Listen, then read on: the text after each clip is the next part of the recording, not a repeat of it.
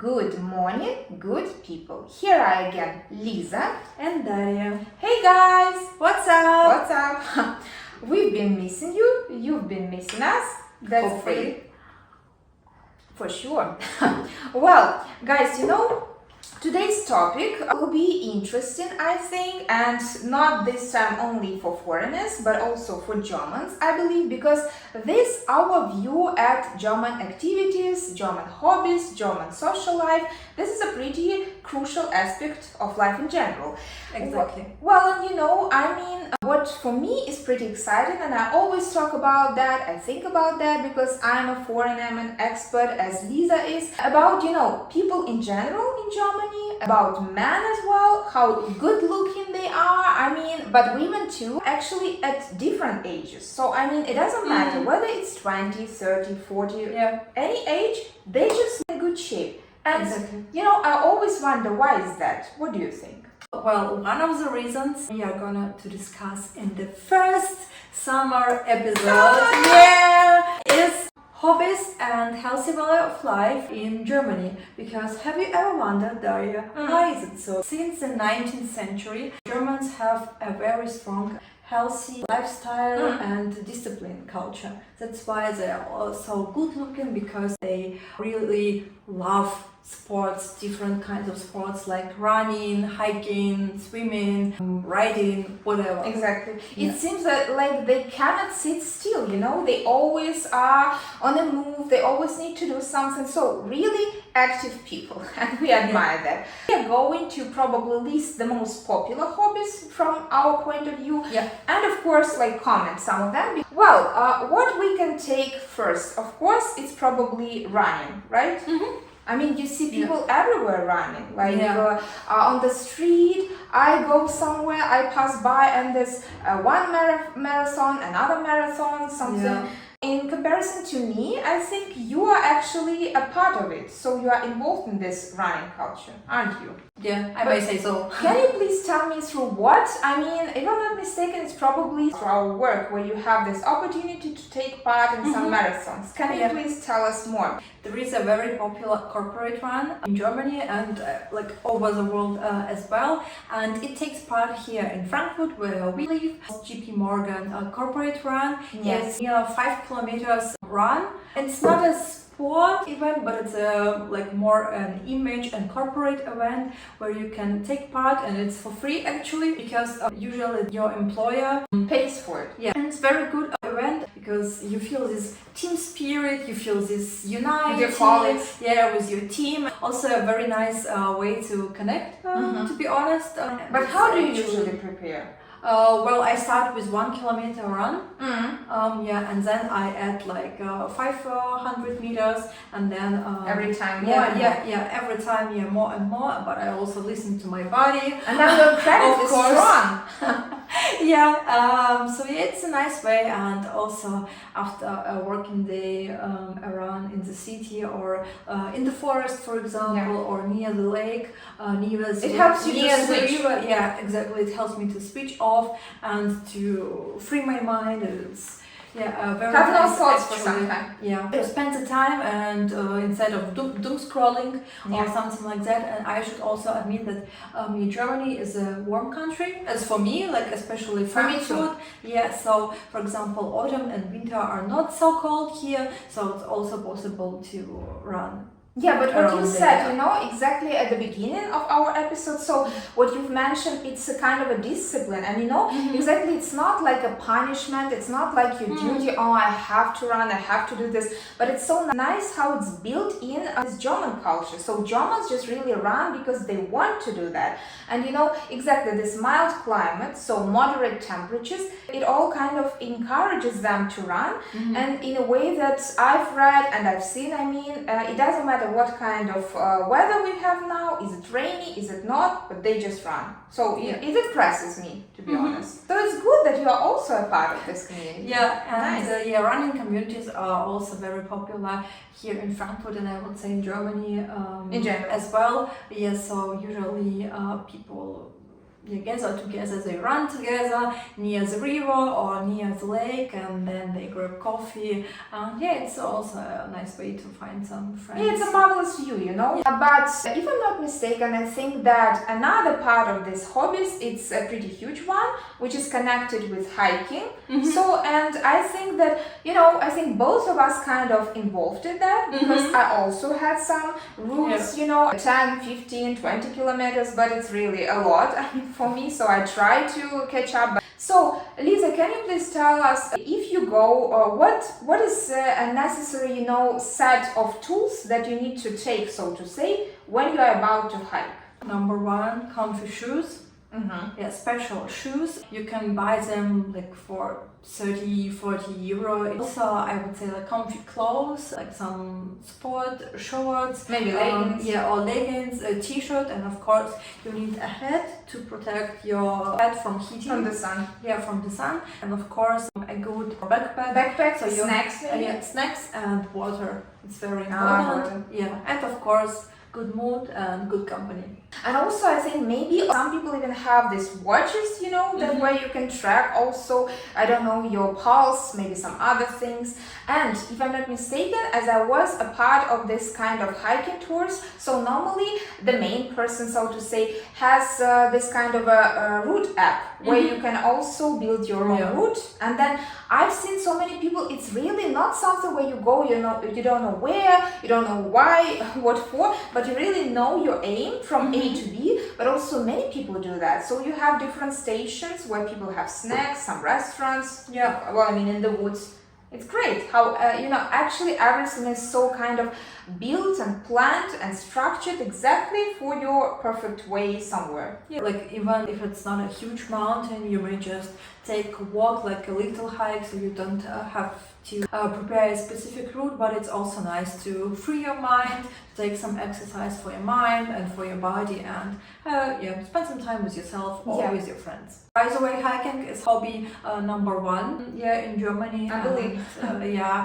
Like nowadays I understand why, because it's really impressive, all the views, the mountains and the lake and the sun and this nature, the colors. It's just marvelous. It's like magical. You know, like I love the feeling when you are in the end of the route, you are staying in the peak of the mountain, in the top of the mountain, you're on the top of the world, and you're like, you admire what your body is capable of. It's really a very nice feeling. That's why I also think why it's so popular, because the nature is pretty available here, like everywhere. It's accessible, exactly. So it's for free, so to say. Even a small park, a big park, so exactly, you don't need to, you know, thousands of kilometers, you don't need to even have a car. You have like good parks, even like in the city. So you can go anywhere for a little work, exactly, just to free your mind and so on. And as we've discussed also before filming the episode, so I mean the whole infrastructure and maybe geographical location of Germany. So you know, this Bavarian Alps, or for example, like forest. Like we live here in Hessen, so we have towns. Even here in Frankfurt we have towns, we have some hiking routes. Yeah, of course it's not something like Alps, but still. For example, I used to live in Bonn and Cologne region, so there we had Siebengebirge, so we were also hiking there. I mean, it's everywhere. Somehow you're located this way that it's not possible for you to not be into nature. So that's why many people are just connected to it. And we as experts, somehow we are also, you know, it's like a disease thing. So you're kind of, now I'm also ill. I also want to go to the nature. Yeah. What was hobby number 3, Daria? Well, hobby number 3, you know, I think everything good is connected with water. So here we have one of the most popular things is this stand-up paddle boarding. So when you just stand and you need to paddle, and then you need to keep your balance being on the water. So it's really pretty cool, and I think for especially young people, I've noticed normally. And also one of the greatest things, I think, especially for your body, to be looking good every time, you know, for your muscles. As I used to live in Bonn, exactly there, it's North Rhine-Westphalia region, so many people actually row, you know, so they sit in this boat and they row, and it's really good for your hands, for your arms, and of course for other parts of your body, so you are constantly on this move as well, and then you can, you know, reach from one bank of the river to another bank of the river. You just need probably several minutes, so it's really fast. So So I also wanted to be a part of this community because, as we know, it's called, a Verein. I mean, Verein in German, but in English you can translate it as a sports club, as a sports community. And when you are part of it, it's a pretty good social thing. So it's, when you are young, when you have your job, it's a good thing to come there and forget about your job and problems. It's one point. And find new friends. Yeah, but another point, when you are retired, so what do you have to do? Of course, you have some things to do, but you come there to have your community, to belong somewhere, right? It's pretty strong social element from my point of view. So you communicate there, but you also are active, you're also on sport. That's why I think, it's a pretty good thing. And water, I mean, exactly. We have here, let's say half of the year is warm, so to say. That's why you can you have your season. I think I believe from May, if I'm not mistaken, and maybe until September, October, it depends on the weather. What I like about Germany, and I always make this joke, I mean, I think every second German has what, Liza? A campervan. Yeah, or Wohnmobil in German. Yeah. I mean, it's crazy. And they really cost a lot, I think. Yeah, they really do cost a lot, and the maintenance costs a lot, parking place, and all that stuff. But I really do think it's cool. It's such a cool thing. Yeah. Especially in this warm season. Yeah, imagine you can travel anywhere and anytime. And when you're stuck in traffic, you can make a coffee. Or you can sleep. You can sleep, or you can go to the toilet. I mean, normally what for me is pretty great. I mean, when I was on the way to Luxembourg to my friend Vika, I know you listen to us. Well, as I was on the way there, normally from the window of a train you can see the beautiful views, also some mountains. Well, and there I saw so many campervans because it was the season, it was warm. Many people there, groups of them, I think it's like a camp exactly, and they are these campervans. So every second person has it because I think it's of course probably cheaper for people to travel like that, within Germany instead of traveling somewhere else. Of course, you can travel to other countries as well. We don't have campervans. You can spend some money for hotels. Yeah, exactly. So you live there, you have your stuff there, the whole family is there. Yeah, you can even cook there. Yeah, you can do everything. And enjoy nature. And sleep near the lake. And under the stars. Sunsets, dawns. Oh. We want to have a vacation. We want a campervan! Well, but there is one more thing that is also good. I think the German infrastructure and everything also encourages many people to have this brilliant thing, and that is of course what Liza also bought recently. It's a bike. Yeah, exactly. It's a bicycle. Well, Liza, can you please tell us why did you ride this bike? Why was it necessary for you? Actually, one of the reasons was our favorite railway company, which is not so punctual, and especially in summer, the heat hits hard. I was thinking it will be anyway cheaper as buying a car, right? Yeah, it's way cheaper than buying a car, and you don't have any. Yeah, so for now it's a good solution. Driving license, etc. Yeah, and I really enjoy driving a bicycle. Yeah, and especially in summer, I think it's a nice way to connect some happy summer memories. I'm always happy when I'm on a bike. Yeah, and I was also recently in Amsterdam, and I saw this bicycle culture, and I was so in love with this view. Yeah, that's why I was inspired. And 2 days ago I bought my own bicycle. I think especially as we told already, I mean in Germany is located pretty good. That's why we have mountains, lakes and stuff, so on and so forth. But you can also agree, bike lanes, so bike paths. I mean here you can travel everywhere, through every street, everywhere in the city, in a town, so it's really good structure. That's why you just don't have any difficulty to ride a bike, and you can just reach anything, Yeah, I would say you may also take your bicycle in public transport, for example, if you need it. Which people do. Yeah, which register. Which irritates sometimes. Yeah, exactly. And I mean, you may even drive to work with the bicycle. This bicycle community is pretty strong here in Germany, or like any other community, exactly, connected with the social or sports hobby. Well, let's just probably also go to another, I wouldn't call call it a hobby. I mean, because yeah, okay, it's kind of a hobby, but it's not at the same time, because many people in Germany, they really have dogs, right? Yeah. I mean, cats maybe less, I think, I believe, but dogs, it's just like everyone has a dog, and we can see them in cafes, we can see them in parks, we can see them everywhere. So yeah, even in supermarkets. you can walk a dog, so it also helps you, you know, to stay in this shape again, to be good looking, because you need to get up, you know, in the morning early, and then you walk a dog, and then you need to do this at least twice, I think, a day. Well, and you know, our good friend Dasha, we know that you're listening and watching us. So she told me as well that actually it's pretty nice, you know, to connect with people through dogs, because you are a dog owner, I'm a dog owner. Let's have a meeting, let's get a coffee.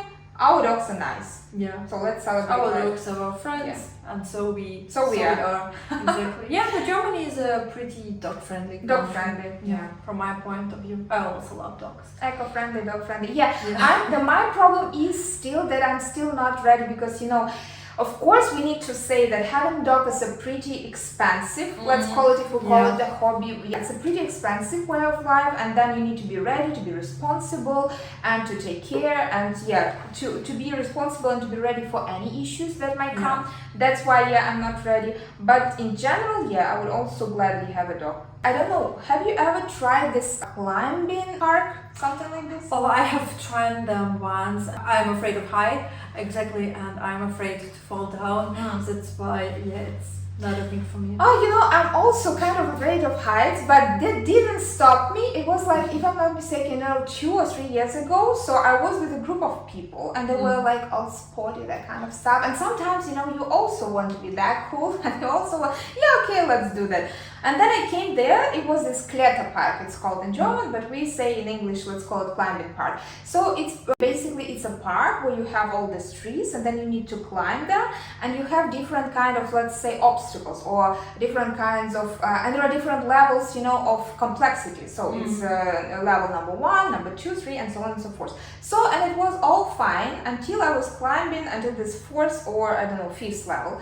And then I saw, you know, it's kind of a group activity exactly, so you just go one by one. And one person already did all this kind of tricks, you know, this acrobatic a little bit, so I was looking at it and thinking, okay, probably I'm not ready to do all this, but okay, let's try, even though I was sure I was not ready. And of course, it's all safe, you know, you have your all the necessary things that need to keep you there in these heights, and you don't need to worry that you fall down somewhere. But there was this thing that I really stuck there. So I got stuck, and then it was really the 5th or 6th floor height, as I remember, and I was looking down there, and I was thinking, God, why am I here? I'm pretty young still, I want to live my life, and then why did I put myself into this situation? Because, you know, I wanted to look cool. But that was not the thing. A little bit I was ashamed, you know, they said us before we started this kind of game, Hunger Games, you know, they said to us, yes, if you are stuck somewhere, it's fine, just scream, and scream something like, hero, help me, save me, something like this. It's kind of a necessary phrase to use, because then someone should come and save you. And I was like sitting there for a couple of minutes and thinking, maybe not, but what should I do? Some people already there, some people waiting for me, so I also kind of, you know, stop other people, prevent them from doing all these tricks and stuff. And then I really started to scream, hero, save me, save me please. And then he came and he said, stop, it will be fine. I will save you, I will rescue. You know, I was in a panic, I did this panic mode, but he explained everything to me, and he said what I need to do, and then he came to me, and we both, kind of went down to the ground. I was dispatched, I was so happy, I was so glad, I was on cloud 9 because of that. Imagine, But you know, since that time I decided, okay, probably that's enough with climbing parks, maybe I should do some more calm activities. But it's popular here, you just need to know your limits. That's why you just, please don't do this, okay, I can do anything, and of course they will save you. Guys, you think, Liza, do you think we have something left? I think we kind of already discussed all of our hobbies. Well, we have our interesting fact left. Exactly. Thank you so much. Of course, our tradition we don't forget. Well, Liza, you know me. I mean, somehow I'm not that deep into fashion, but I do really love these fashion magazines because they kind of, as we say with you, we visualize. So it's like going through Goethestrasse and thinking, all these expensive clothes, maybe one day I can also have. So it's just really a pleasure for my eyes.